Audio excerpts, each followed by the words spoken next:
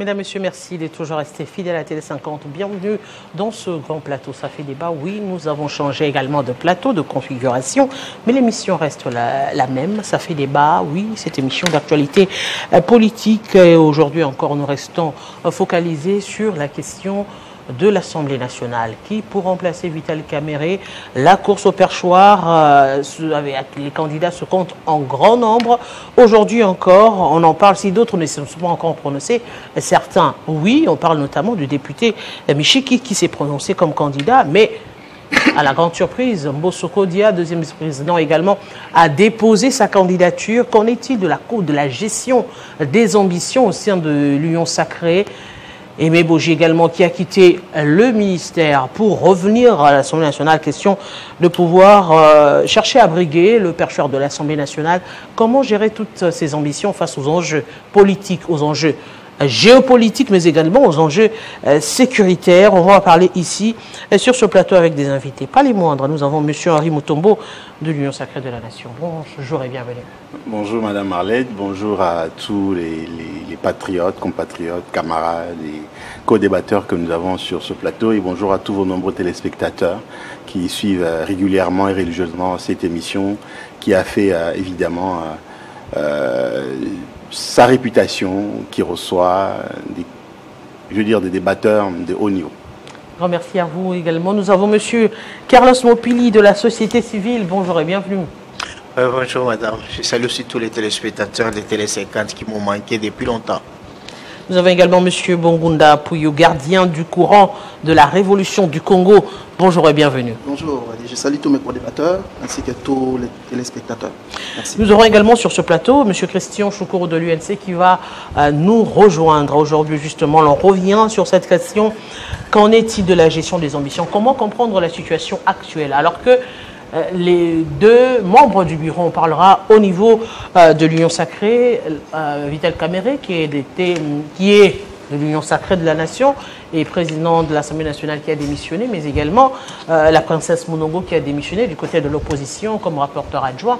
Aujourd'hui, on voit des candidatures défiler en grand nombre. Comment comprendre cela au sein de l'Union sacrée? Oui, c'est normal que les gens expriment leurs ambitions. Parce que nous sommes en politique et on n'interdit pas que ceux qui constituent la famille politique du président de la République, Félix Antoine Tshisekedi Tshilombo, n'expriment leurs ambitions. Donc c'est tout à fait normal que, évidemment, que nous voyons des candidatures qui se défilent au siège de l'Union sacrée de la Nation, qui sont déposées pour qu'évidemment, que celui qui aura un bon programme ou celui qui réussirait à convaincre les députés nationaux pour pouvoir évidemment jeter l'heure dévolue sur celui-ci. Bon, je n'ai vu que des hommes jusque-là pour le poste de président de l'Assemblée nationale en remplacement du président Kamerhe. Je n'ai pas vu des candidatures féminines, donc j'ose espérer que cela pourrait également faire partie de l'expression démocratique par rapport à cette compétition qui s'annonce plus ou moins rude. Moi, ce que je voulais dire, j'en profite de votre micro pour donner des conseils. Parce que bon, si j'étais conseiller politique du président de la République, je demanderais par exemple qu'on évite que les frustrations s'intensifie au sein de la famille politique du président de la République. Pourquoi je le dis? Messieurs Boji, je crois que depuis, après le gouvernement Ilunkamba, le gouvernement Sama Lukonde, tous les deux gouvernements, Sama 1, Sama 2, il était là, Souminoa 1, Souminoa 2, il y est encore, et il quitte le gouvernement pour pouvoir venir à l'Assemblée nationale afin de candidater, donc participer à la compétition pour devenir président de l'Assemblée nationale, alors que celui-ci, si jamais il devient président de l'Assemblée nationale, étant entendu que, je réfléchis à haute voix, étant entendu qu'il était ministre pendant longtemps, donc il y a une sorte de proximité avec certains membres du gouvernement. Est-ce que le contrôle parlementaire serait-il efficace et objectif? Donc je réfléchis à haute voix. Si j'étais, moi, je le dis, c'est pas parce que je suis de l'Union sacrée de la Nation que je ne peux pas émettre un avis contraire. Si moi j'étais conseiller politique du président de la République, je ne proposerai pas la candidature de M. Aimé Boji. Mais il a été présenté comme tel au sein de l'Union sacrée, la grande famille de l'Union sacrée. Mais cela n'a pas non plus empêché, par exemple, le deuxième vice-président, Bosso Kodia, de déposer sa candidature. J'en arrive, madame. Le président Bosso est parlementaire. Il est député national. Il n'a pas participé au gouvernement. Monsieur Boji est membre du gouvernement et il quitte le gouvernement pour venir à l'Assemblée nationale. Récupérer son siège. Oui, non, pas pour récupérer son siège, c'est pour candidater au poste du président de l'Assemblée nationale. Donc, ça veut dire que, quelque part, il y a une sorte d'assurance qui lui serait donnée, que s'il est là, c'est lui qui passerait. Mais pour moi, en tant que membre de l'Union sacrée, en tant que politique, en tant qu'intellectuel, en tant que patriote, je réfléchis à haute voix pour dire que cela risquerait de fragiliser la famille politique. Pourquoi? Imaginez-vous qu'il ne passe pas. Mais c'est lui qui serait perdant, donc il aurait perdu son poste du ministre du gouvernement. Et est-ce qu'il serait en mesure de siéger finalement à l'Assemblée nationale jusqu'à la fin de la législature? On va en parler lorsqu'on va parler de la gestion des ambitions, justement, des enjeux. Et... Oui. Permettez-moi que je finisse. Donc, j'ai parlé des frustrations qui risquent un tout petit peu de créer comme une sorte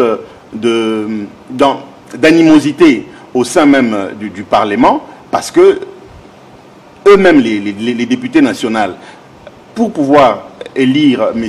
Boji comme président de l'Assemblée nationale, si cela devrait se faire, ça sera comme une sorte d'injonction.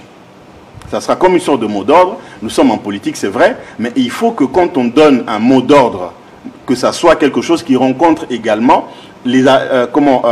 qui rencontre la volonté, ou si vous voulez, l'assentiment de ceux à qui on demande de faire un choix. Donc il ne faut pas que ça soit un choix qui va donner beaucoup d'exercices, de manœuvres politiques pour que cela soit accepté. Monsieur Mopili, comment comprendre le contexte actuel sur le plan politique?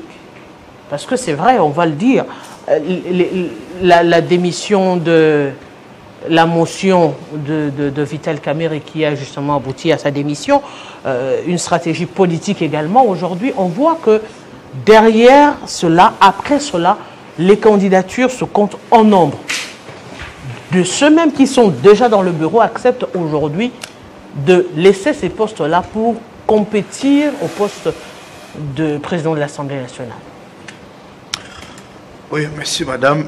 Jusque-là, je trouve qu'il y a un peu de flou et il y a un problème que vous avez soulevé de la gestion d'ambition dans l'Union sacrée. Nous n'avons pas... nous avons eu à critiquer l'Union sacrée, que ce n'était même pas une famille, normalement. Ce n'est même pas une organisation. Parce que lorsqu'on parle d'une organisation, on voit un système structuré, hiérarchisé, normalement avec une charte, avec un secrétariat, depuis longtemps. Mais c'est à peine qu'on est en train de voir mon aîné professeur Mbata se débrouiller pour bricoler, ou lui-même il se place au-dessus des autorités morales et puis contesté par celles-ci. Donc, ce n'est pas comme le format de l'AMP, c'était l'AMP, hein? Ou bien le FCC. Oui. Donc, vous avez vu qu'ils étaient au congrès soi-disant congrès de l'Union sacrée. Et puis, vous parlez comme un opposant. La question même du président Vital Kamerhe n'était pas traitée, mais c'est après le congrès qu'on va le faire partir avec toute humiliation. Maintenant, la question ici, je ne parle pas comme opposant. Votre problème, c'est de vouloir imposer ce qu'on appelle la bipolarisation du raisonnement. Hein? C'est-à-dire, nous devons parler comme majorité, comme opposition, alors ce sont des gens parfois qui n'ont même pas notre niveau de raisonnement. Regarde, moi je suis de la société civile, j'ai réfléchi à un homme libre. Lorsqu'on devient politicien, on réfléchit parfois comme un robot. C'est-à-dire on attend d'abord ce que dit le maître, l'autorité morale, et puis vous suivez. Moi je ne suis pas comme ça, moi je suis dans la société civile parce que j'ai dépensé mon argent de la scolarité et je vais réfléchir comme un homme indépendant. Alors, la question ici, c'est quoi? Mon ami a dit, il faut éviter de fragiliser la famille de l'Union sacrée. Mais moi, j'ai dit, à part Katumbi, quand il est parti, qui peut encore dire non dans l'Union sacrée? Qui? Donc, c'est comme... moi, je trouve l'Union sacrée, c'est comme de...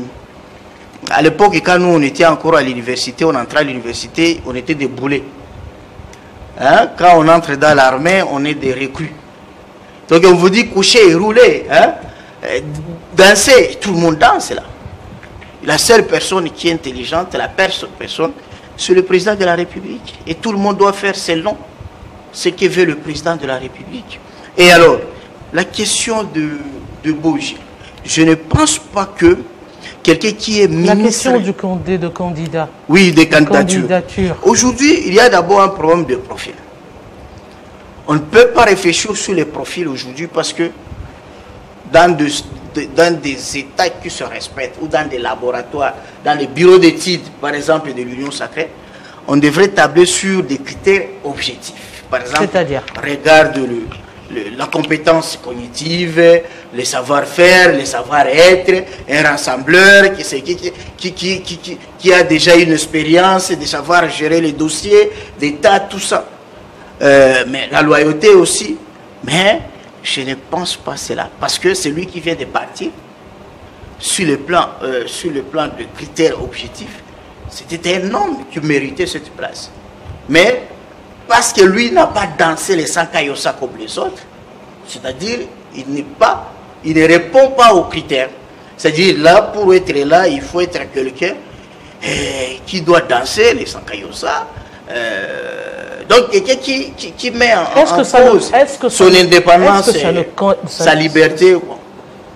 La question du percheur de l'Assemblée nationale, est-ce que ce n'est réellement pas un problème purement politique sur la gestion justement des ambitions aujourd'hui? Parce que c'est vrai, les politiques le disent, que le tout se résumerait à celui qui va accepter de changer la Constitution.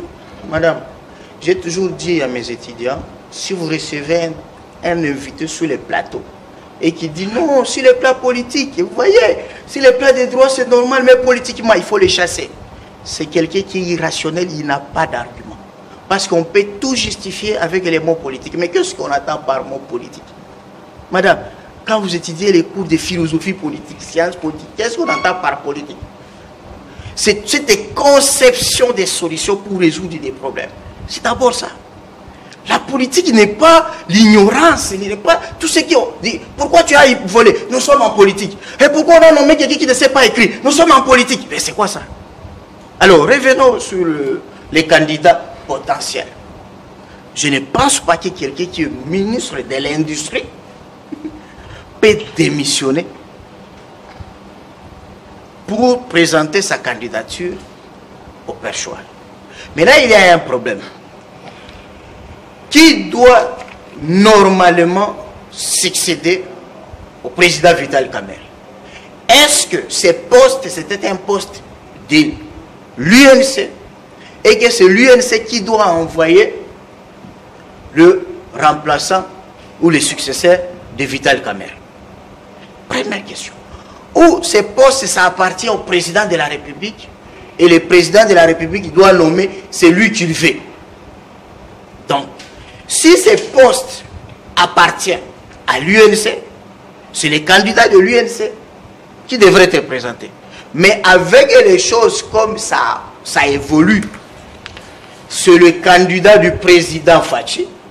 Et là, je vois, c'est M. Boji, qui est déjà présumé. Mosso, s'il postule, je trouve qu'il risque d'être récalcitrant et il peut perdre sa façon d'agir parce que le président l'a connu comme quelqu'un qui agit comme un boulet, un vieux sakayosiste, qui ne peut pas faire quelque chose sans consulter son maître, Fachi Béton. Il y a des candidatures qui ne sont pas non plus prononcées, mais dont sous-entendait, on pouvait penser déjà, notamment le premier vice-président, M. Tshilombaï, où l'on pensait évidemment pour le compte de l'UDPS qui a tant réclamé ce poste, il pourrait être aussi un des candidats, parce que les candidatures n'ont pas encore fini d'être déposées. On parle notamment d'Aimé Boji, vous l'avez dit. Il y a le député national Willy Michik également qui s'était prononcé également pour pouvoir briguer cela. Parce qu'au-delà de l'UNC, on parle également de la géopolitique.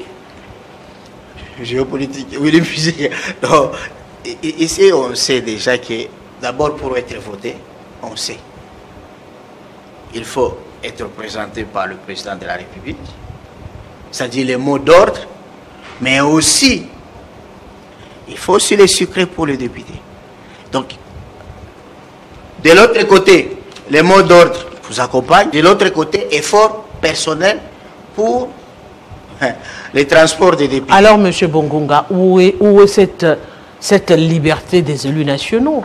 Qu'en est-il aujourd'hui du plan d'action des candidats, si on ne devrait parler qu'au nom de candidature de l'Union sacrée, ou encore de l'UNC, ou encore du président de l'Union sacrée.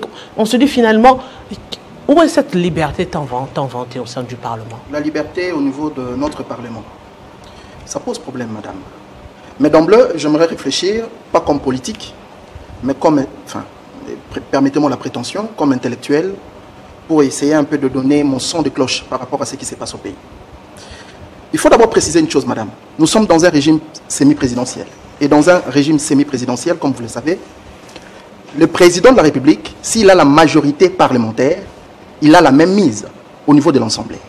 Et c'est ce qui se passe actuellement. Le président a une large majorité parlementaire. Et donc, si à l'issue des élections de 2018, le président pouvait se plaindre de ne pas disposer assez de prérogatives constitutionnellement pour imposer sa politique au niveau national, cela n'est plus le cas à l'issue des échéances de 2023. Le président de la République jouit d'une large majorité parlementaire. Et donc, parler de la question du remplacement du président Vital Kamerhe, encore que je trouve c'est indécent à mon humble avis, le pays est occupé. Je pense qu'il y a plusieurs questions d'actualité existentielle qu'on pouvait traiter. On ne pouvait pas être là pour parler de ce genre de questions. Vous comprenez même, madame? Mais réfléchissons quand même. Moi, je pense que le plus grand problème, peu importe qui on peut choisir au niveau de l'Assemblée nationale comme président, si la personne censée donner l'impulsion, censée donner la vision, l'orientation de la direction politique nationale, n'optez pas pour changer les choses, rien ne va marcher. Parce que le président de la République, c'est lui qui est la haute autorité politique, c'est comme ça qu'on le présente, de l'Union sacrée. Et donc, même si vous passez président de l'Assemblée nationale, vous serez obligé de nager, n'est-ce pas, en fonction de sa vision. Vous n'allez pas nager à contre-courant. Si aujourd'hui on parle de Kamerhe, au passé, ce n'est pas compte tenu des qualités. Moi, je suis jeune, je peux vous le dire aujourd'hui, que si on devrait que nous en tenir aux critères au sens objectif du terme, je pense que Kamerhe, n'est-ce pas, c'est l'un des rares politiciens qui remplit ces critériums.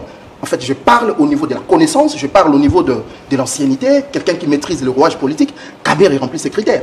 Mais le plus grand problème, c'est à quel niveau? C'est que Kamerhe est incontrôlable. Kamerhe est incontrôlable. Kamerhe, ce n'est pas un oui-wiste.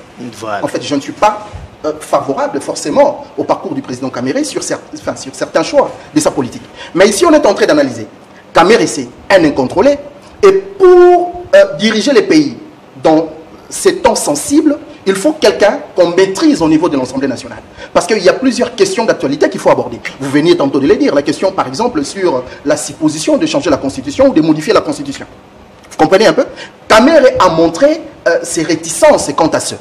Vous comprenez un peu? Donc ce n'est pas quelqu'un sur qui on peut compter, n'est-ce pas, pour de grands bouleversements constitutionnels. Voyez-vous? Mais quand nous parlons de... Est-ce que c'est quelqu'un qu'il ne faudrait pas compter ou quelqu'un qu'il faille convaincre pour qu'il adhère à la vision? Si ce n'était qu'une question de conviction, je pense que le serait depuis longtemps. Ne vous en faites pas. Quand vous arrivez à constater les désaccords entre les présidents de la République et M. Vital Kamerhe sur la place publique, rassurez-vous qu'on a tenté de concilier le vu en interne, mais ça n'a pas marché. Vous comprenez un peu. Mais quand on parle de M. Aimé Boji, que je ne connais pas personnellement, et donc, du coup, je n'ai aucune raison de... Mais je suivi les porte-paroles de l'UNC. Je ne sais pas, peut-être je vois mon aîné qui est là, il est membre de l'UNC, je pense. Je suivis les porte-paroles de l'UNC. Lorsqu'il parle de la question sur la succession du président Vital Kamerhe, vous sentez que la responsabilité revient au président de la République. Je l'ai suivi sur Top Congo, excusez-moi de citer la chaîne. Parce qu'il dit que c'est le président de la République qui aura le dernier mot pour présenter au nom de l'Union sacrée les candidats au niveau du perchoir. Mais pourquoi le président de la République, disons-le, c'est une jurisprudence, parce que justement avant les primaires, Vital Kamerhe aussi l'avait dit, il est le candidat de la majorité après avoir rencontré le président de la République. Mais quid de madame? Réfléchissons. Nous tous on sait sur ces plateaux qu'on a connu le primaire à l'Union sacrée. Pourquoi aujourd'hui on ne parlerait pas des primaires? Vous comprenez un peu? Donc, en fait, ça démontre noir sur blanc qu'en réalité, c'est la tête de Vital Kamerhe qui posait problème. Maintenant, au niveau des gestions des ambitions. Moi, je pense que le président de la République, c'est le fils d'Étienne Tshisekedi, Moulumba. Un politicien qui a œuvré pendant la Deuxième République. Et on sait que pendant la Deuxième République, le président Mobutu dirigeait avec une logique claire. Diviser pour mieux régner. Et il faut affaiblir ses adversaires politiques. Vous comprenez, madame? Moi, ici, je suis au niveau d'analyse. Vous comprenez un peu? On ne peut mieux affaiblir un homme comme Kamerhe qu'en utilisant l'un de ses lieutenants. Il semblerait d'ailleurs que Boji était maintenu au gouvernement Soumino II sans l'aval de Vital Kamerhe. En fait, ce ne sont pas des déclarations en l'air, ce sont des cadres de l'INC qui le disent sur la place publique. Et donc, je pense que le président de la République entretient délibérément ces conflits, n'est-ce pas, au sein de l'Union sacrée, des conflits décriés par l'un des membres de l'Union sacrée, n'est-ce pas, il l'entretient délibérément. Mais pour chuter, madame, moi je pense qu'en toute responsabilité, nous devons retenir une chose. Dans un régime semi-présidentiel, même si vous prenez Jésus-Christ de Nazareth, vous faites de Jésus-Christ président de l'Assemblée nationale, si la direction politique nationale n'est pas visionnaire, n'est-ce pas, ne vous attendez pas à de miracle, madame. Parce que là, le président de l'Assemblée nationale, s'il vient avec une autre orientation, c'est-à-dire, il voudra appliquer la rigueur. Qui dit rigueur, c'est-à-dire qu'il faut interpeller le ministre. Mais si vous êtes dans un système basé sur le clientélisme, vous comprenez un peu? Tout ça, ça va poser problème. Et on sait qu'on ne fait pas la politique, finalement, pour perdre sa chaise. Donc, le futur président, peu importe ses qualités, il sera dans l'obligation, n'est-ce pas, de sombrer dans cette politique décriée par tout le monde. Il n'y a pas que le député Meboji qui a cédé son fauteuil de ministre. Il y a également Mbosoko qui accepte de céder également ce poste de deuxième vice-président de l'Assemblée nationale pour tenter et espérer, qui dit non pas non plus que lui également est un candidat, comme on dirait, candidat de surprise, alors que Meboji se présente comme un outsider déjà choisi en avance. Mais madame, réfléchissons un peu. Le président Mbosso a géré l'Assemblée nationale. C'est un député, il est avec le député. Donc, il paraît rationnel qu'il prenne le risque. Parce que ce sont des gens, ce sont ses collègues. Il maîtrise ses collègues. Mais au nom de quoi quelqu'un peut quitter le ministère? Parce qu'il y a son suppléant qui est là, avec tous les avantages. Nous savons que les députés sont en train de pleurer, n'est-ce pas, pour leurs intérêts. Au nom de quoi un ministre en fonction qui a tous les avantages, n'est-ce pas, peut abandonner, n'est-ce pas, son poste pour venir concourir sans avoir préalablement les assurances auprès de la haute autorité politique. Je ne fais que réfléchir. On a des ambitions également. Monsieur Choukourou, bienvenue à vous également. Aujourd'hui, on reste justement focus sur la Chambre basse du Parlement. Oui, la gestion des ambitions. Les candidatures se comptent en nombre aujourd'hui. Il y a des candidatures qui se bousculent. On voit même que déjà, ce poste de deuxième vice-président, il y a aussi d'autres candidats qui viennent justement déposer les candidatures à ce niveau-là. On se dit que finalement, il y aura des élections parce que certainement, il y en aura encore d'autres qui vont chercher à aller ailleurs. Madame, je dois vous informer que la liste est déjà clôturée. Ils sont déjà 12. 12? Oui, 12 candidats. J'ai le document officiel signé par M. Mbata. Mes prédécesseurs ont presque tout dit. Je suis très mal à l'aise de parler de cette question ici parce que je suis le premier à être concerné. Mais je me dis que si effectivement la tête de Kamerhe dérangeait pour arriver à ça, je me plains en disant qu'au sein de l'Union sacrée, nous manquons de stratèges. Une fois de plus, nous nous fragilisons. Nous marquons nous-mêmes des autobuts à un moment où il ne fallait pas. Malheureusement. Une affaire qui était présentée jadis comme interne à l'Assemblée nationale quand il fallait organiser l'éviction d'une tête qui dérangeait, avec toutes les péripéties dont je vous épargne, au départ, autant de membres du bureau, et par magie, bon, on change, on dit non, non, on continue, et puis pour arriver à ça, Bon, écoutez, en politique, chaque acte paye. J'espère que nous assumerons. Mais les moments n'étaient propices pour ces genre de blagues. Justement, c'est pour dire que... Les moments n'étaient pas propices. Que cache justement cette situation?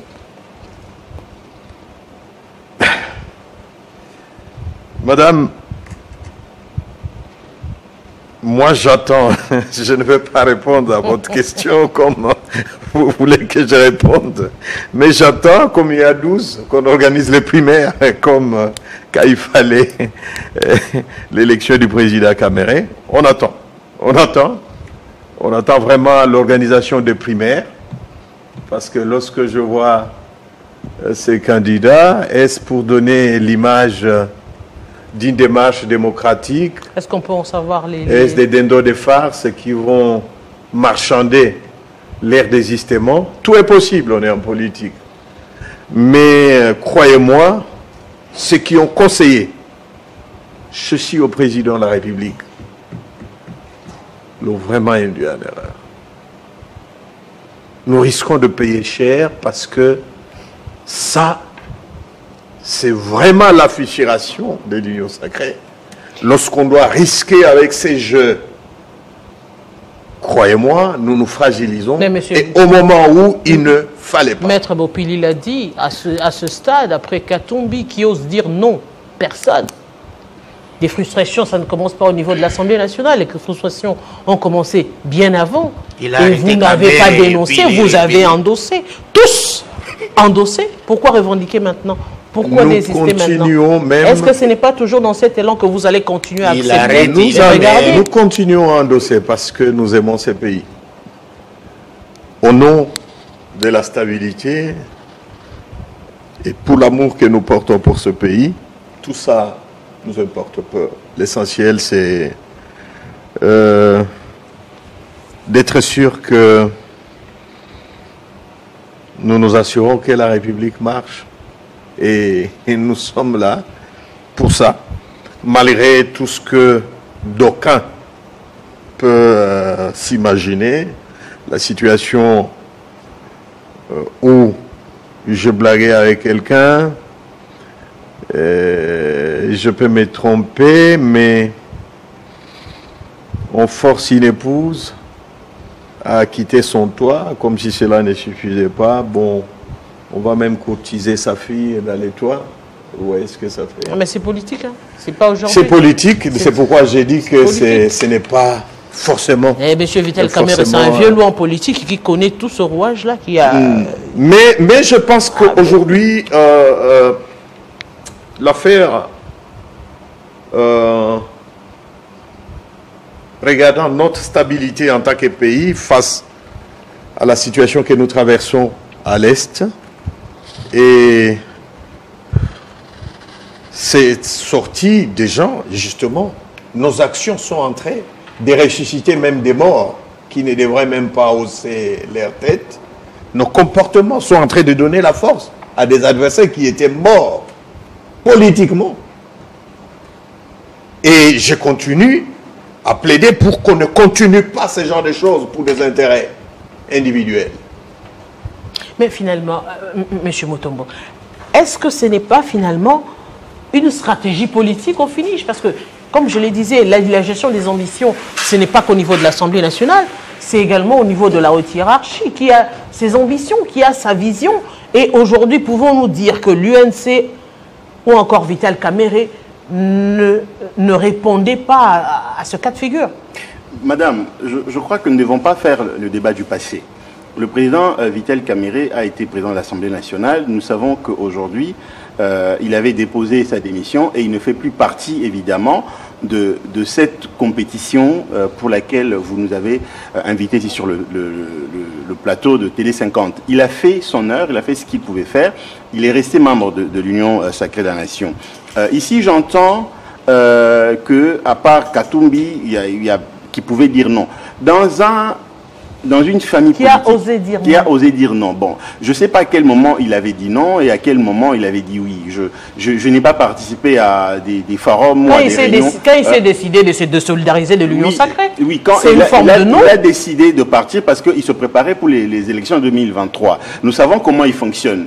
En 2015, il a quitté Kabila parce que pour lui, il pensait que après Kabila en 2018, c'est lui qui lui succéderait. Malheureusement, vous savez qu'il était resté en Zambie regardant la RDC de loin comme Moïse qui n'avait pas accédé à la terre promise. Donc, il ne s'agit pas de dire non. Il s'agit plutôt de regarder la rationalité, le bon sens et l'unité qui peut conduire les actions politiques dans une famille politique. Donc, moi, quand les gens disent que tel peut dire non, tel peut dire oui. Quelle serait la rationalité aujourd'hui? Parce que voudrais dire, déjà, si on devait suivre les textes au niveau de l'Assemblée nationale, on est hors délai. Madame, nous sommes... Pour avoir des nouveaux membres du bureau, on a dépassé largement le délai. Nous sommes alors, qu'est-ce qui a empêché à l'Union sacrée, qui est majoritaire au niveau de l'Assemblée nationale, alors qu'ils se sont tous unis de commun accord pour déposer cette motion pour voter contre Vital Kamerhe et les destituer et arriver à trouver un remplaçant? Cela doit prendre du temps. Madame, je crois que quand vous nous avez demandé de venir répondre à l'invitation ce soir, c'était pour parler, bien entendu, du remplacement. Ça revient justement à toutes ces candidatures. De Vital Kamerhe. Monsieur Vital Kamerhe, je l'avais dit ici. Non, on revient sur les candidatures. Pourquoi l'Union sacrée elle-même n'arrive pas à s'accorder pour aussi facilement donner un des candidats? Je vous rends compte, madame. Je l'avais dit ici, j'avais mon frère... Monsieur Bongonda. Monsieur Bongonda, j'avais mon ami Monsieur Choukourou. J'avais dit ceci.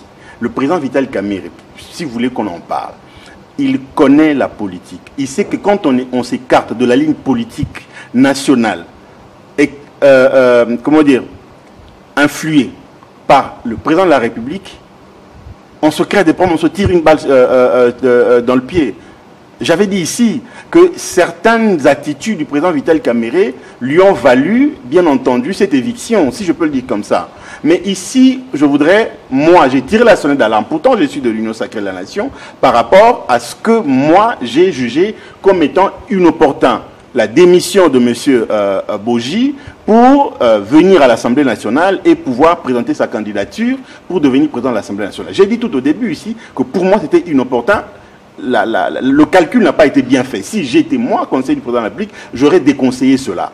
Pourquoi? Parce que les députés nationaux ne sont pas habitués à lui, d'abord de un, et en plus de cela, au niveau de l'Assemblée nationale, il y a certainement ceux, après le départ de M. Vital Kamerhe, ont exprimé les ambitions de devenir président de l'Assemblée nationale. Prendre quelqu'un qui est déjà dans le gouvernement, l'amener au niveau de l'Assemblée nationale, pour qu'il devienne président des députés, pour moi, Henri Mutombo, c'est mal calculé. Alors, maintenant, ça dépend des stratégies au niveau de la hiérarchie, de la haute hiérarchie que moi je ne maîtrise pas.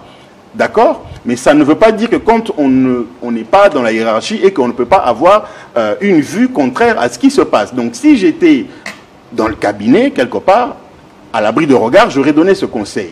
Pourquoi? Parce que, imaginez-vous aujourd'hui, qu'il y ait des ennemis, d'accord, qui puissent monter une stratégie pour contrer que monsieur, comment il s'appelle, Boji, ne passe et qu'il échoue. Ça sera une fragilité, mais visible de cette famille politique. Quelle fragilité? C'est des risques politiques. On a vu monsieur Émile Ngoy qui a eu à démissionner de son temps comme directeur général de l'EGPREM. Il a risqué, il est allé en tant que député et il n'a pas réussi en tant que député. Ce sont des risques en politique. Autant Bosso qui accepte de céder son le fauteuil de deuxième vice-président. C'est un risque qu'il prend personnellement. Pourquoi ça veut dire déjà que il accepte qu'il peut réussir ou ne pas réussir. Madame, ça va fragiliser quoi exactement puisque les élections sont libres? S'il vous plaît. Pourquoi je parle de la fragilité? Vous vous souvenez, quand le président Tshisekedi arrive au pouvoir, il nomme Sama Lukonde et autres cadres du pouvoir, directeur général Gécamine et autres, et le ministre de portefeuille refusait de contresigner. C'était une fragilité. Alors, le chef de l'État, le président de la République, j'estime, parce que c'est lui, on ne peut pas valider un choix pour devenir président de l'Assemblée nationale si lui-même n'a pas jeté un coup d'œil. Est-ce que ça ne fait pas partie finalement de stratégie? J'arrive, madame, s'il vous plaît. J'arrive, parce qu'on réfléchit à haute voix ici. Parce qu'on ne peut pas le faire à l'abri de regard. Imaginez-vous, entre guillemets, que le président de la République a validé un choix quelconque. Et que maintenant, au niveau de l'Assemblée nationale, ça ne passe pas. C'est comme un lion, le roi de la forêt, a hurlé, mais les antilopes, les éléphants, ainsi de suite, ne sont pas rentrés dans leur tanière. Donc ça fragilise même l'autorité de celui qui a choisi, aussi qui a validé un choix donné. Donc je voudrais dire ceci. Les cas sont légers au niveau du Sénat, par exemple. Il y a la candidature du FCC qui n'a pas été élue. Ça peut arriver. Madame, nous sommes en train de parler d'une famille politique qui fait face à des conjonctures d'affaiblissement. Parce que ce qui se passe à l'est de notre pays, ça affaiblit la République. Nous avons des partenariats que nous envisageons avec des partenaires extérieurs, des partenaires techniques et financiers. Donc s'il y a l'affaiblissement aussi, il y a la fragilité des institutions, certains partenariats ne seront pas signés. Pourquoi? Parce qu'on dirait que vous avez de l'instabilité au niveau de vos institutions. Donc, ici, je veux dire ceci. Il faut de la rationalité. Il faut le bon sens. Tous ceux qui ont présenté leur candidature pour pouvoir accéder au perchoir de l'Assemblée nationale, va falloir que le choix qui soit fait soit un choix de rationalité. Soit quelqu'un qui sera en mesure d'envoyer les députés faire les contrôles parlementaires. Il faut que ça soit quelqu'un qui remplit les critères au fait. Mais il faut que ça soit un capital humain qui soit à la hauteur de la RDC.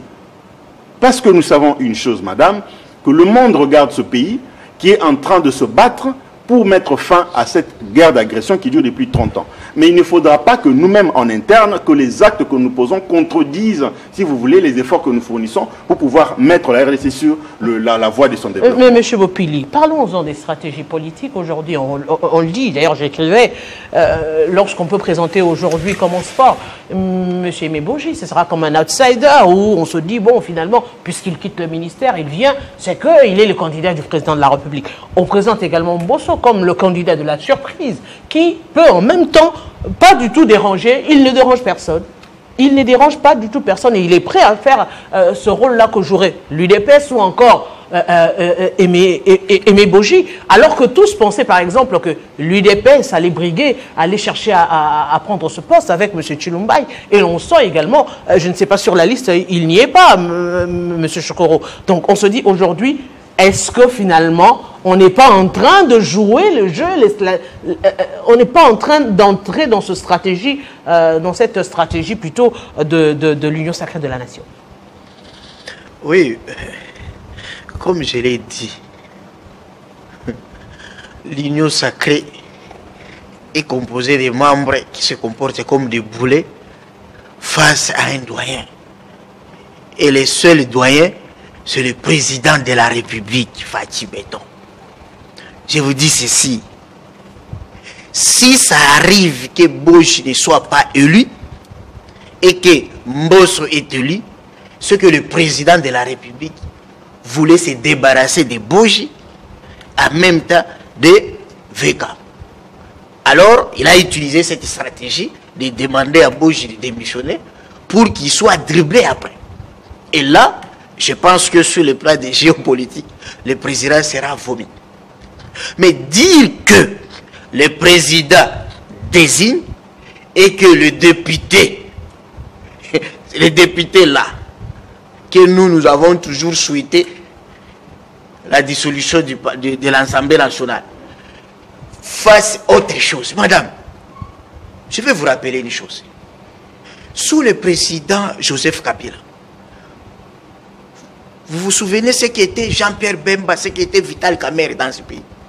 Nous, on pensait que pour négocier avec Vital Kamerhe ou bien avec Jean-Pierre Bemba, vous devez seulement leur réserver qu'un seul poste, la primature.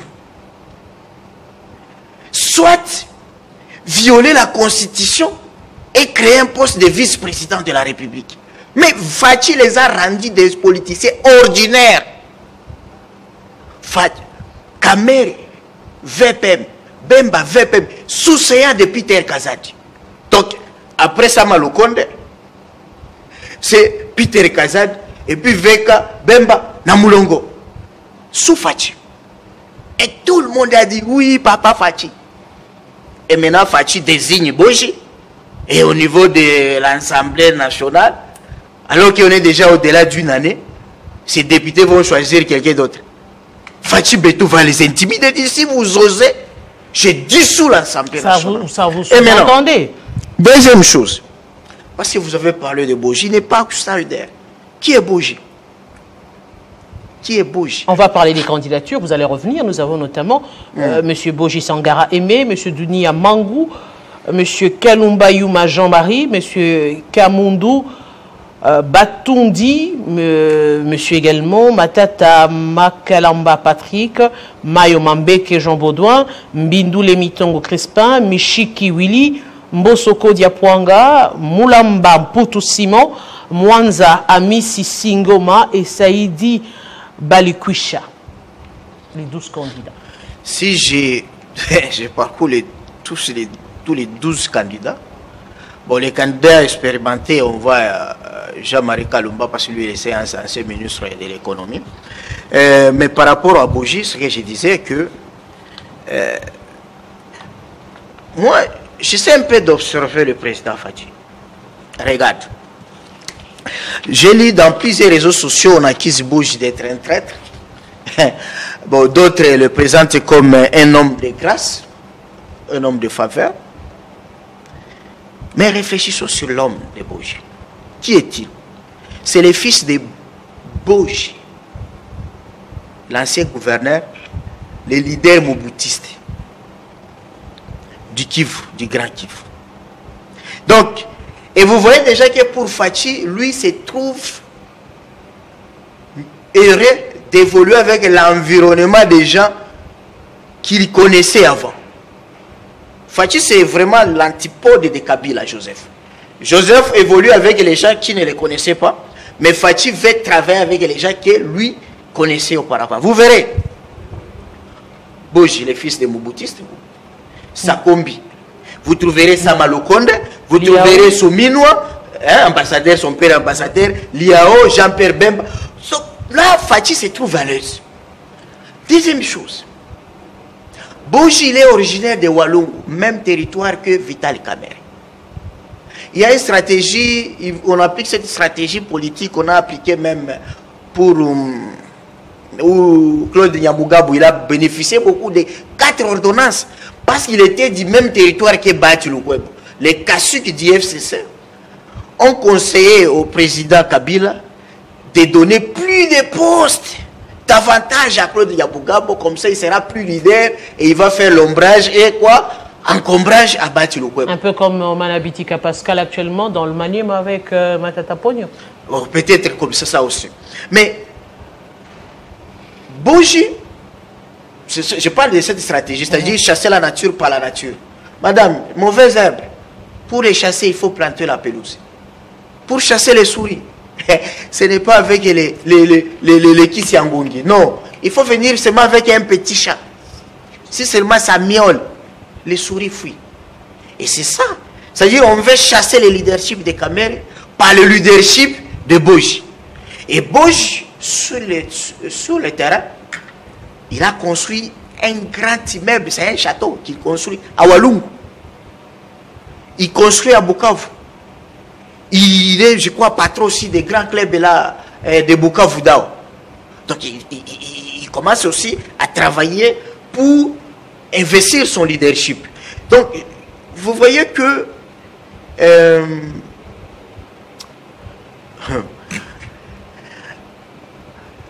ce que mon ami a dit, il a fait de bonnes analyses. Fachi travaille toujours avec des gens qu'il pense mieux contrôler. Et les gens incontrôlables, les gens qui ont des ambitions, en tout cas, ils auront toujours le malheur. Mais, justement, si c'est dans ce cas, puisqu'il faudrait faire des alliances, et aujourd'hui, on se dit, est-ce que les mises à part d'aujourd'hui ne peuvent pas être réellement les vrais ennemis politiques demain. Lorsqu'il faille aujourd'hui revenir sur la question de la révision de la Constitution, est-ce que l'on ne craint pas que justement ces derniers puissent revenir sur la scène et être les vrais contestataires? Vous savez, madame, moi je pense que le président Félix Tshisekedi n'a aucun respect pour la quasi-totalité de ces politiciens qui constituent sa majorité. Je ne le dis pas dans le sens vulgaire. Je base mes propos sur son expérience personnelle.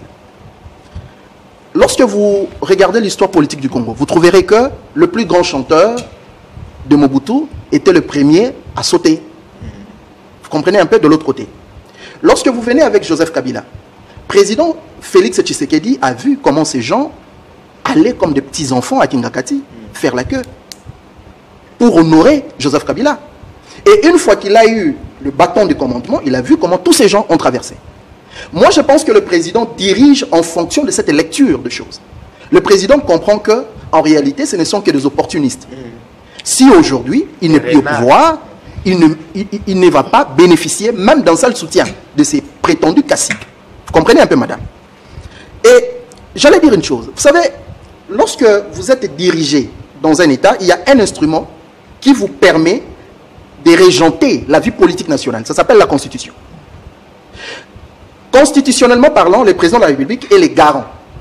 Mais la pratique politique voudrait que l'Assemblée nationale ait un mot prépondérant. Parce que vous ne pouvez pas avoir la possibilité de réviser la Constitution sans passer par l'Assemblée nationale. Vous comprenez, madame? Et donc, contrôler l'Assemblée nationale, c'est un atout indéniable en politique. Et moi, je pense, en tout cas, en toute humilité, que le départ du président Kamere est basé sur un aspect fondamental. Il faut contrôler l'Assemblée nationale. Kamere ne danse pas la danse du pouvoir. Et donc, c'est un élément incontrôlé. À tout prix, il faut les dégager. Parce que le Congo, comme la quasi-totalité des pays africains, nous sommes dirigés par l'instinct de survie politique. Et dans l'instinct de survie politique, c'est la loi du plus fort, madame. Vous savez, Machiavel, lorsque vous lisez Les Princes, il dit que le prince doit savoir jouer l'animal et l'humain. Mais chez nous, par contre, on n'a pris qu'un seul aspect des choses. C'est le côté animal, c'est-à-dire côté répression, côté domination, côté humain qui renvoie au respect des normes établies, n'est-ce pas? Ce côté ne fait pas bon ménage avec notre scène politique. Madame, vous savez, le président Félix aujourd'hui, il a un atout majeur que Kabila n'avait pas forcément. Kabila succède à son père. Kabila n'a jamais fait l'opposition dans la rue. Félix Tshisekedi, c'est un Quinois. Moi, Naya, limité, comme on le dit. Vous comprenez? Il connaît la psychologie des Quinois. Le président Félix Tshisekedi, je l'ai dit, ne pourra avoir de limite que le jour où il aura en face de lui un politicien à la taille de sa grandeur, c'est-à-dire un politicien capable de faire sortir les gens dans la rue. Voilà. Le président Tshisekedi, Félix Tshisekedi, ne peut écouter que la voix de la rue. Or, malheureusement, la quasi-totalité de ces politiciens, ce sont des politiciens de salon, madame. Ce sont des bourgeois. Des réseaux sociaux. Vous comprenez un peu des réseaux sociaux. Vous comprenez un peu, madame. Et donc, cela laisse le libre chemin. Là, vous donnez raison, président de la République, qui parlait d'opposition à Pétain. Non, je suis sur le fait, et je vais chuter par là, si vous le permettez. Oui. Moi, je pense que le Congo, c'est un pays à vocation de puissance. Notre génération, c'est une génération qui veut construire un pays fort, un pays respectable. Moi, je n'ai pas vécu à l'époque de Mobutu. Mais quand j'ai fait les sciences politiques avec mes professeurs qui ont travaillé avec le président Mobutu, malgré ses faiblesses, le Congo était respecté sur la scène internationale. En fait, moi, je m'en fous de tout ce qu'on appelle droits de l'homme, liberté, etc. Je ne suis pas là. Je suis au niveau de l'efficience du pouvoir politique, madame. Malheureusement, les conditions que nous vivons aujourd'hui nécessitent les renouvellements de la classe politique. On peut mettre qui nous voulons au niveau de l'Assemblée nationale, tant que nous aurons cette classe politique, madame, pourrie, constituer des gens qui trouvent normal de piller les trésors publics. Il faut lire le rapport de l'inspection générale des finances, n'est-ce pas, fourni par Gilles Alenguete. Madame, vous serez malade. Vous comprenez un peu? Et tant que nous continuerons dans ce système, madame, peu importe qui nous mettrons au niveau de l'Assemblée nationale comme président, il n'y a rien qui va changer. Mais on a longtemps crié ici une nouvelle génération, la jeunesse. À majorité, l'Assemblée nationale est comptée par les jeunes aujourd'hui. Madame, quand nous parlons... C'est cette jeunesse-là. Oui, quand je parle d'une nouvelle génération politique, je ne suis pas au niveau des fourchettes d'âge. Je suis au niveau des paradigmes, madame. Je suis au niveau de la vision. Vous savez, quand vous parlez de Lumumba, Lumumba est mort à 36 ans. 37. Mais 37 ans. 37. Mais lorsque le roi belge l'a rendu visite, qu'est-ce que le roi belge a dit? Je viens de rencontrer un Congolais qui réfléchit 30 ans d'avance que sa génération. C'est ça la jeunesse, en fait. La jeunesse, ce n'est pas lié à la fourchette d'âge. Je suis en train de parler de jeunes capables, qui peuvent avoir plus de 50 ans. La jeunesse au niveau de la capacité de pondre de nouveaux paradigmes pour imposer l'hégémonie de la puissance congolaise sur la scène régionale, sous-régionale et internationale, madame. C'est à ce niveau que je suis. Monsieur Chokoro, est-ce que finalement...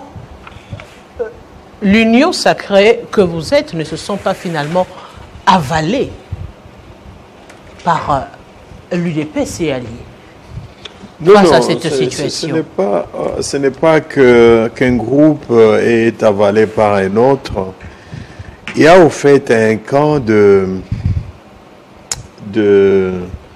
commerçants, hein, de gens qui sont venus en politique avec des calculs mercantilistes, malheureusement, qui semblent avoir pignon sur rue et qui induisent, en tout cas, ça je l'ai dit, les chefs en erreur, parce que vous vous en doutez, madame, aujourd'hui, par exemple, je serais heureux si la proposition de l'honorable Trésor Lutala Moutiki sur l'interdiction et l'intégration des ex-rebelles dans les institutions, ça c'est une façon de bloquer net ce que nous avons connu à l'Est depuis plus de 30 années. Mais à la place, regardez, on a perdu plus de 2 mois sur une crise créée de toutes pièces, et qui n'a aucune rationalité, aucune objectivité pour notre pouvoir comme union sacrée. Regardez cette menace que nous avons par exemple pour ces contrats, ces deals avec le gouvernement américain. Quelqu'un l'a soulevé ici. Lorsque vous créez des crises à l'interne, comment voulez-vous que lors des négociations avec ces grandes puissances, on vous prenne au sérieux? Parce que vous vous affaiblissez. Aujourd'hui, nous sommes dans une situation où nous devons former un bloc de patriotes autour d'un dialogue, réfléchir sur l'avenir de notre pays. Mais au lieu de galvaniser les troupes autour du bloc qui sont contre l'agression dont nous sommes victimes, voilà, on continue à fissurer ces blocs. Mais justement aujourd'hui... À un moment donné, je perds mon latin. Mais justement, parce que vous avez longtemps caché cette crise en interne, alors que tous étaient convaincus qu'il y avait une crise au sein de l'Union sacrée. Madame, est-ce que il fallait soumettre Vital Kamerhe à cette humiliation? Disons-le, Vital Kamerhe, changement de constitution en était la cause. Disons-le, M. Chokoro. Vital Kamerhe aujourd'hui a des problèmes. Le changement à la constitution. On prend des problèmes avec ACO aujourd'hui, où on parlerait de son autorité morale qui n'est pas encore, qui est à l'extérieur du pays, dont on attend son retour. Ça veut dire également que ACO également est en ballottage. Modeste Bahati Lukwebo s'en est plein de plusieurs manières politiquement avec les regroupements en ce qui concerne les postes politiques. Ça veut dire que aucun d'entre vous, membres du Présidium, n'est à l'abri. Madame, au sein de l'Union sacrée. Si et le président l'a dit clairement, de la Constitution, du poids politique. Si c'est pour les changements de la Constitution que l'honorable Vital Kamerhe, allié des premières du président Félix,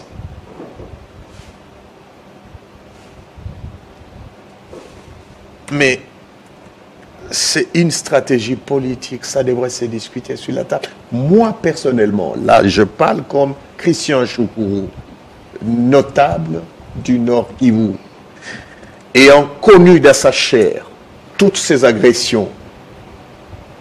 Je suis d'accord que nous ne pouvons pas terminer cette guerre. Je sais que les amis ici ne vont pas m'en vouloir, avec cette affaire de 5 ans renouvelables face à des dictateurs qui ont plus de 30 années et qui ont beaucoup investi dans le Congolais de mauvaise qualité. Ça constitue l'élément de la déstabilisation. Parce que, regardez, Tshisekedi est là, il va quitter, celui qui va chercher à les remplacer doit aller négocier le pouvoir à Kigali. Conséquence, quand il vient, il va accepter tout parce qu'il cherche le pouvoir, d'accord? Mais une fois sur place, comme je le disais chez vos confrères, sur une chaîne télévision dont je ne vais pas citer les noms, il va accepter tout, mais arriver ici, maquiller comme ça, comme nous il va dire, monsieur, non. Voyez-vous? Donc, je suis d'accord qu'on peut réfléchir sur cette question pour la stabilité de nos pays. Mais il ne faut pas le faire par force, par respect. Faites asseoir vos alliés, réfléchissez, mûrissez la question, pesez les pour et les contre et mettez en place des stratégies. Mais ce que j'ai vu à l'Assemblée nationale, ça n'a rien à voir avec stratégie politique, c'est de la haine, c'est du mercantilisme de notre époque. Et aujourd'hui, je vous assure que même si nous ne le payons pas maintenant, nous le payerons, si pas dans les semaines à venir, dans les mois à venir, dans les années à venir. Monsieur Moutombo, dernier tour de table. Oui, je voudrais requalifier rapidement quelque chose ici. Il a parlé à l'époque de Kabila, où Kamere ou Bemba étaient d'une certaine notoriété. Autre temps, autre mœurs. Donc ça, il faut le retenir. On peut avoir été fort il y a 10 ans, mais aujourd'hui, 10 ans après, on peut soit conserver sa force, soit la perdre. Donc autre temps, autre mœurs. Donc Kamere et Bemba ont perdu de leur force je ne sais pas. Avant. Alors, parlons du changement de la Constitution. Monsieur Moutombo. Il est président de la République, il est député. Voilà, il est député national, donc il ne faut pas dire des choses qui n'ont véritablement pas d'assises sociales. Alors, je voudrais dire ceci. Le changement de la Constitution, je ne pense pas que c'est cette raison qui a valu au président Kamere sa démission. Ici, j'ai entendu, je crois, M. Choukourou dire que, non, je crois que c'était lui, que s'il avait accepté de danser au pas du pouvoir, il n'allait pas déposer sa démission. Non, c'est pas ça. Sinon, il n'aurait pas dit pardon. Il a dit pardon parce qu'il connaissait bien les pas des danses du pouvoir. Alors, on doit donner des exemples qui cadrent. Je vais dire qu'au niveau de l'Assemblée nationale, c'est normal qu'un poste vacant soit remplacé par quelqu'un d'autre. Mais j'insiste que la stratégie, M. Choukourou, quand on fait asseoir les gens pour pouvoir évidemment aboutir à un résultat, donc il y a une stratégie. Mais la stratégie doit être une stratégie appropriée. C'est de ça qu'il s'agit, c'est de ça que je parle. Une stratégie qui ne fragilise pas la famille. La famille, je vois d'abord... Politique. Non, quand on parle de famille politique, c'est parce qu'évidemment, on est dans un cadre politique. Mais avant tout, c'est la famille. La famille dont il s'agit ici, c'est la famille Congo, qui doit rester sereine, marcher sur ses deux jambes et avoir sa tête bien sur ses épaules. Donc, ici, tout ce qui doit être fait de manière à ne pas frustrer les députés nationaux. Madame, permettez que je fasse ce que je dis. Oui, je conclue. Oui, on prend 9 minutes, on peut le récupérer. Je parle à votre place. Donc, le choix de celui qui peut remplacer M. Vital Kamerhe doit être un choix qui doit consolider l'unité, qui doit consolider la convivialité, de sorte qu'on satisfasse d'abord les attentes de notre peuple, mais aussi que ce groupe qui sera mis à la tête de l'Assemblée nationale conduise la politique législative sereinement, tranquillement, paisiblement, pacifiquement, jusqu'à la fin, évidemment, de cette législature, pour que nous ne puissions pas connaître d'autres turpitudes ou d'autres turbulences. Monsieur Bopili, Madame, il n'y a pas de pourquoi, on est en train de conclure. Je crains que même M. Boji, si le choix n'est pas bien fait, qu'il fasse face, évidemment, à une motion de déchéance plus tard. Je ne suis pas prophète de malheur, mais un lecteur politique, en ayant aussi l'expérience politique, en connaissant l'histoire politique, je crains que cela se fasse un jour si les choses ne sont pas bien faites. Ok. J'allais dire à mon frère, la démocratie, c'est la diversité d'opinions et des analyses et des positions. Quand quelqu'un ne rejoint pas votre position, et quand vous êtes des co-débatteurs, ne prenez pas votre stylo rouge pour commencer à évaluer les autres qui l'ont, il n'a pas bien dit, tout. Moi, ma position est là, et je regarde mon frère. Voilà là où vous êtes aujourd'hui. Moi, au moins que je sois ivre, pour faire l'alliance avec l'UDPS. Parce que j'aime ma mère, parce que j'aime ma femme. Si vous faites l'alliance avec l'UDPS, c'est que vous exposez votre épouse, vos parents aux insultes. Et ça, nous devons, vous devez être. Nous assumons ces choix. Deuxième chose, nous parlons ici comme des citoyens libres, parce que nous ne sommes pas encore dans des institutions politiques. Les jours où peut-être ça peut arriver par hasard, mon frère et moi, nous sommes nommés. Nous cessons d'être des citoyens libres et nous devenons des hommes, mais à l'image des boys riches. La plupart des gens qu'on appelle honorables excellence, ce sont des boys, mais riches, avec des gardes du corps. Parce que leur esprit, c'est l'esprit d'esclave. Mais je confirme ici que Dieu nous aime. Parce qu'avec cette classe politique, si c'est elle qui est allée à la table ronde politique, mon Dieu, je pense que le roi Baudouin allait seulement faire venir des miss, de l'argent, et ils allaient commencer à se disputer, et on ne pouvait pas obtenir l'indépendance les 30 jours. Un politicien, c'est qui?